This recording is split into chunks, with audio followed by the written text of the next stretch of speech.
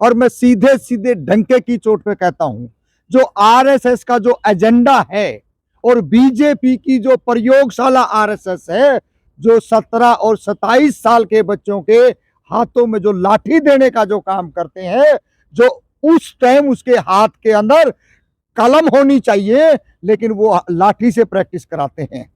आदाब, नमस्कार, सत श्री अकाल। मैं हूं सुल्तान भारती और आप देख रहे हैं सेकुलर भारत न्यूज। नूह दंगे में दो नाम आए, बिट्टू बजरंगी और उसके पहले मुनु मनेसर यानी मोहित यादव का। हैरानी यह है कि जिस हरियाणा सरकार को दंगे के 24 घंटे के बाद ही दंगाइयों का ठीक ठीक पता लग जाता है और उनके घरों पर बुलडोजर चलने में भी देरी नहीं लगाता, उसी को नासिर और जुनैद के कत्ल के वांछित अपराधी का पता आज तक नहीं है। इस सादगी पे कौन ना मर जाए है खुदा। लेकिन दूसरी तरफ एक नाम और है जिसने वीडियो जारी करके और नूह के एक खास संप्रदाय को दंगों के लिए उकसाया था कि तुम्हारे जीजा जी आ रहे हैं। ये जीजा जी यानी बिट्टू बजरंगी, इनकी भूमिका क्या थी और अगर ये दंगे के लिए जिम्मेदार हैं तो इतनी जल्दी कानून की सख्त खिड़कियों से ऑक्सीजन हासिल करके बाहर कैसे आ गए? क्या है इनकी हकीकत? इस चीज को इन्हीं के एक घनिष्ठ सहयोगी जो इनके 2007 से मित्र रहे हैं और अभी दंगे से कुछ दिन पहले दोनों में खटास आ गई रिश्तों में और बिट्टू बजरंगी से अलग हो गए। तो मिलिए बीजेपी के कट्टर समर्थक और बिट्टू बजरंगी को अपना भाई, अपना दोस्त बनाने वाले पप्पू कुरैशी से, जो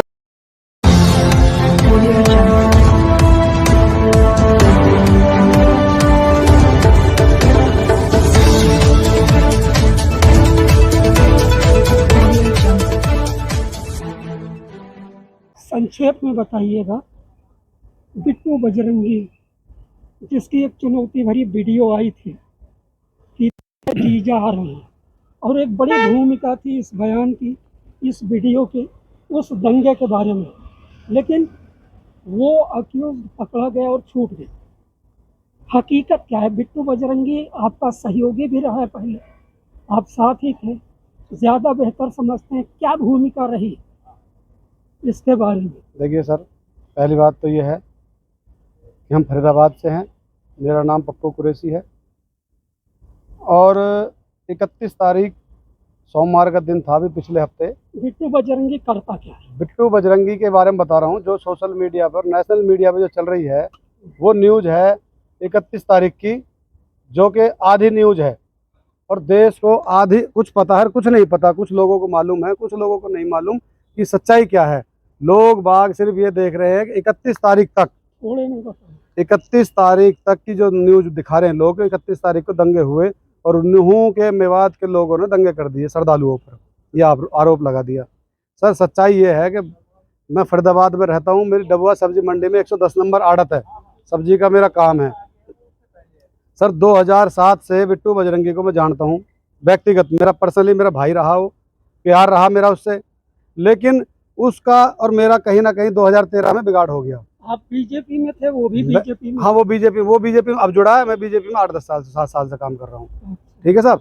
अच्छा, बिट्टू बजरंगी से मेरा बिगाड़ खाता हुआ, वो किस बात पे हुआ? उसकी सिर्फ एक मंशा रहती थी कि हिंदू मुसलमान, हिंदू मुसलमान, हिंदू मुसलमान। क्या उसने ये प्रयास तुम्हारे फरीदाबाद में भी शांत व्यवस्था भंग करने के लिए? सर उसी की हूँ मैं। अब जब ये ज़्यादा ही मामला खराब हो गया, क्योंकि 8-10 साल से इस बातों में लगा हुआ था, 2013-14 से सोशल मीडिया पर उसकी जितनी वाइट देखोगे आप यही मिलेंगी। अच्छा, मेरे को जब मालूम हुआ कि मैंने ये फरीदाबाद में कहीं ना कहीं अशांति फैलाएगा, कहीं ना कहीं ड्रामा करेगा, तो हम और हमारे पूरे समाज और हिंदू भाई, मुसलमान भाई, सिख भाई हमारे साथ सीपी ऑफिस गए, सेक्टर 21 फरीदाबाद कमिश्नर ऑफिस। वहाँ हमने कंप्लेंट दी इसके खिलाफ और इसके साथियों के खिलाफ कि सर इसे रोका जाए। आज नहीं, 31 तारीख को नहीं, हमने 3 महीने पहले चेतावनी दे दी थी कि ये फरीदाबाद में दंगे करवाएगा और कहीं ना कहीं दंगे होंगे। ये सर हमारे पास लिखित कॉपी है। ये हमने सीपी साहब को पहले 3 महीने पहले कंप्लेंट दी। आप ये देख लीजिए, इसमें डेट देखिए 11/5 2023 को हमने इसके खिलाफ, बिट्टू बजरंगी के खिलाफ कंप्लेंट दे दीजिए कि देश में दंगे करवाएगा, शहर में दंगे करवाएगा। तो फरीदाबाद इसने एक गंदी वीडियो डाली जी कि है तुम्हारे जीजा जी आ जी रहे जी हैं। जी माहौल इसलिए खराब हुआ। हाँ जो गाड़ियां फूंकी जी। गई उसमें परस्पर दो तरह के वीडियो आए। हाँ। एक तो उसके लिए नूह के निवासी को जिम्मेदार बताया गया। हाँ कुछ लोगों का आरोप है कि जब पथराव शुरू हुआ तो भागते हुए इन्हीं लोगों ने, बिट्टू बजरंगी के साथियों ने ही आग लगाई गाड़ियों में। सच क्या है? देखिए सर, सच्चाई बताऊंगा, वो सच्चाई तो उनको पता है लोगों को, उस चीज का मुझे ज्यादा नॉलेज नहीं है, लेकिन उसमें कुछ गाड़ियों को आग लगाते हुए मुसलमानों के लड़के भी आ रहे हैं। झूठ नहीं बोलूंगा, ठीक है, जो बात सच्चाई है। हाँ, अच्छा, इन्होंने जो 25,000 तलवारें बांटी थी और राइफल बांटी सैकड़ों, मतलब एक दो राइफलों को तो मैंने पहचान लिया किस किस के पास है, कौन कौन बंदे हैं ये। तो एक जो राइफल बांटी है वो बंदा गांजा बेचता है फरीदाबाद के अंदर। क्या नाम है? नाम नहीं पता मेरे को, लाला एक नाम था, लाला बंदे, लाला लाला नाम का, ना एक गांजा बेचता था एक बंदा, वो मर गया, वो चला गया। तो उसके पास काम करता था वो लड़का जो राइफल लेके खड़ा है। मतलब असामाजिक तत्व ही हाँ हाँ, दाएं जो बाएं इसके साथ, बिट्टू के साथ रहते ना, गंजेड़ी, समय की, चरसी, ईमानदार हिंदू और ईमानदार आप क्या मुसलमान नहीं है। मानते हैं? पुलिस साहब एक बात बताइए कि जी। बिट्टू बजरंगी पर कोई एक्शन नहीं लिया जाता रहा। सर फरीदाबाद पुलिस ने पूरा एक्शन लिया बिट्टू बजरंगी पे, 3-4 एफआईआर दर्ज करवा दी हमने सबने मिलके। क्या वो अंदर है? नहीं, जमानत करा लेता था तो वो ऐसे संगीन धाराओं में नहीं करा उसने। पुलिस ने मुकदमे दर्ज तो करे हैं, लेकिन संगीन धाराओं में नहीं करे, वो छोटे मोटे धाराओं में बंद करके वो आ जाता है। वो आ जाता है, उसको और हौसला मिलता चला गया। लेकिन मोनू मानेसर जी कि वो भी उसने चुनौती दी थी कि मैं इसमें शामिल होने आ रहा हूँ। सर, मैंने उसकी वीडियो तो देखी थी, लेकिन ना मैंने जानता हूँ उसको, ना मेरे को उसके बारे में पता है। मैं झूठ क्यों बोलूं, ढकेलूं खामा खा की। अशोक बाबा को मैं जानता हूँ, जो अशोक बाबा वो मंदिर के अंदर से गोली चला रहा था, उसको मैं जानता हूँ। वो बंदा पर्सनली तो ठीक है, पर्सनल जैसे उसका एक मनसा होती है ना आदमी की, हालांकि बजरंग दल का है वो, बजरंग लेकिन बाई नेचर ठीक है। भाई नेचर ठीक है, वो गरीब आदमी को परेशान नहीं करता। सर मैं यहाँ भी बोल दूंगा और चाहे देश के किसी कोने में बुलवा लो। लेकिन दबाव पड़ा तो गलती किया अब उसने अपनी जान बचाने के लिए गोली चलाई, क्या करे। लेकिन हाँ, ये आदमी जो मरे हैं ना, 5-6 शहीद हुए हैं, इसमें 1,00,00,000% अगर बिट्टू बजरंगी ढंग से पूछताछ करी जाए तो इन्होंने अपने आदमी खुद मारे। क्या कहेंगे, ये जो माहौल बिगाड़ने की कोशिश की गई और जाट समाज में एकदम से इस तरह की चेतना पैदा हो गई? देखिए, 2-3 चीज़ें हैं। मैं आपके माध्यम से तमाम आपके व्यूअरों को और तमाम इस देश के जो ताकतवर जो लोग हैं, चाहे वो सरकार हो, चाहे वो सिस्टम में बैठे लोग हों, एक बात सीधे-सीधे दो हरफी है कि जितना भी, चाहे हम चलते हैं 2002 में आ जाते हैं, 2002 के दंगे हों, चाहे मणिपुर के दंगे हों, चाहे दिल्ली के दंगे हों, और चाहे आप वर्तमान में जो जिस तरीके से नूह के अंदर मेवात में जो कराए गए हैं, ये कोई हिंदू मुस्लिम का झगड़ा नहीं है, ये हिंदू मुस्लिम का नहीं है सर। आपने बहुत बड़ी बात कर दी जानवीर साहब।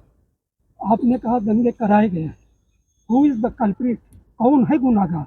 गुनहगार वर्तमान जो सरकार में जो बैठे लोग हैं, सत्ता की जिसको भूख है, और मैं सीधे सीधे डंके की चोट पे कहता हूं, जो आरएसएस का जो एजेंडा है और बीजेपी की जो प्रयोगशाला आरएसएस है, जो 17 और 27 साल के बच्चों के हाथों में जो लाठी देने का जो काम करते हैं, जो उस टाइम उसके हाथ के अंदर कलम होनी चाहिए, लेकिन वो लाठी से प्रैक्टिस कराते हैं। लेकिन हमारी नाकामी रही है, हमारी कमजोरी रही है, हम हिंदू मुस्लिम में उलझे रहे और वो हमारे बच्चों को लाठी चलाने में कामयाब हो गए और उनका माइंड वॉश कर दिया, जिसका खामियाजा आज हमारी ही बच्चे भुगत रहे हैं, चाहे वो मेवात में हो। जहांगीर साहब, बहुत अच्छी बात आपने कही कि हमारे हाथों में कलम होनी चाहिए, टूल्स होने चाहिए, लेकिन हमारे हाथों में लाठियां पकड़ाई जा रही। क्या हम इतने मूर्ख हैं? हमें ये कौन समझाएगा? ऊपर से फरिश्ते आएंगे क्या? देखिए, फरिश्ते जैसे, फर्ज किसका है? ये फर्ज हमारा है, लेकिन हम इस चीज की बहुत बड़ी गलती 2012 से हमने की थी, और 2012 से लेकर के हम 14 में वो पूरी गलत फहमी का, गलत चीजों का हम शिकार हुए, और वही अन्ना हजारे, वही किरण बेदी, कुमार विश्वास, इन जैसे गंदे लोगों की वजह से इसी जंतर मंतर के ऊपर और यही रामलीला मैदान और यही इंडिया गेट के ऊपर वो काम इन्होंने किया देश के पूरे नौजवानों को गुमराह करने का काम किया। और उस टाइम भी हम इस बात को कहते थे कि बीजेपी का कोई वर्कर हो और बीजेपी आरएसएस का कोई वर्कर हो, और मैं आपके माध्यम से आज भी कहना चाहता हूं, इनके ऊपर जिसने भरोसा किया वो अपना इतना बड़ा नुकसान कर लेगा जो आने वाली 2-3 पीढ़ियों को भुगतना पड़ेगा। ये पीठ में छुरा घोंपने वाले संघ के लोग हैं, इनकी शाखाओं में ये पढ़ाया जाता है, और जिसका जिंदा जागता उदाहरण है जो 8-6 बार जिसने माफीनामा लिख के दिया हो, उन लोगों पे हम कैसे भरोसा कर लेंगे।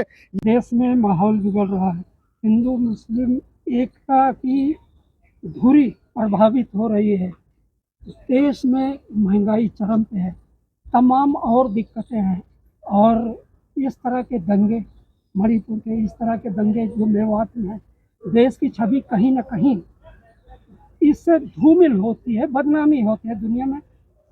इसमें परिवर्तन कैसे आएगा? देखिए सीधा सीधा है परिवर्तन। जब यहाँ का प्रधानमंत्री जब बाहर जाता है वो कहता है मैं बुद्ध के देश से आया हूँ और यहाँ शांति का पैगाम लेके आया हूँ, बुद्ध के देश से आया हूँ, और इसी देश के अंदर हर जगह आपको शराब का ठेका मिल जाएगा, 10 कदम पे मंदिर मिल जाएगा, मतलब इतनी बड़ी लाइब्रेरियां बना रखी हैं। वो कांग्रेस सरकार के भी दौर में थी, बीजेपी के दौर में एक्साइज आता है, एक्साइज की बात है, तो इसका दारू के ठेके से शांति का कितना ताल्लुक रहता है? देखिए पूरा ताल्लुक रहता है। अगर हम दारू को हटा देंगे तो ये झगड़े झगड़े होते हैं ये बंद हो जाएंगे। दारू नहीं हट सकती, शराब नहीं हट सकती। शराब वो जड़ है, आप मुसलमानों की दुकानों को बंद करा देते हो, भाई हमारी यहाँ से यात्रा निकलेगी, मीट की दुकानें बंद हो जाओ। भाई जब वहां पे ये रोजे आते हैं, जब इनका जो और त्योहार होता है, जब ये शराब के ठेके आप खुले क्यों रखते हो? मतलब सीधा सीधा है। समझ गया। हमारा कुत्ता तुम्हारा कुत्ता टोमी। ये परिवर्तन का बहुत बड़ा दारोमदार युवकों के कंधे पर होता है। देश के युवकों को एक बुद्धिजीवी, एक नागरिक और एक क्या कहते हैं अभिभावक होने के नाते क्या संदेश देंगे? देखिए हमारी तरफ से साफ साफ संदेश है, तमाम अपने पेरेंट्सों को है कि अपने बच्चों का ध्यान रखें, ताकि अच्छे कॉलेजों में पढ़ाएं, बच्चों को अच्छे स्कूलों के अंदर पढ़ाएं। और जो बहन बेटियां आज जो मंदिरों में जो धक्के खाती जा रही हैं, उनको आपके माध्यम से हम कहना चाहते हैं कि आपका मंदिरों में जाने से भला नहीं होने वाला है। आप सरकारी स्कूल में जाएं, आप सरकारी स्कूल में जाके प्रिंसिपल से मिलें, आप टीचर से मिलें, जब आपका उद्धार हो सकता है। बच्चों को पढ़ाओ लिखाओ, अच्छे कॉलेजों में, दिल्ली जैसे यूनिवर्सिटियों के अंदर भेजो, JNU के अंदर भेजो, ताकि आप बताओ अरे कहाँ कहाँ आपके बच्चे जा रहे हैं, कहाँ आप बैठ रहे हो। जय श्री राम से कुछ मिलने वाला है? कुछ नहीं मिलने वाला है। तमाम इस साथियों को जय श्री राम से कहने वालों को देख लो आज हालात कहाँ हैं। वो एक और हमारा यही उद्देश्य रहता है कि आपसी भाईचारा रहे। ये जो जातिवाद का और धर्मवाद का जो जहर है, चाहे वो मुसलमानों की तरफ से हो, चाहे वो हिंदुओं की तरफ से हो, तमाम और जो भी धर्म के ठेकेदार हैं उनको यही कहेंगे, कट्टरता किसी की भी अच्छी नहीं है।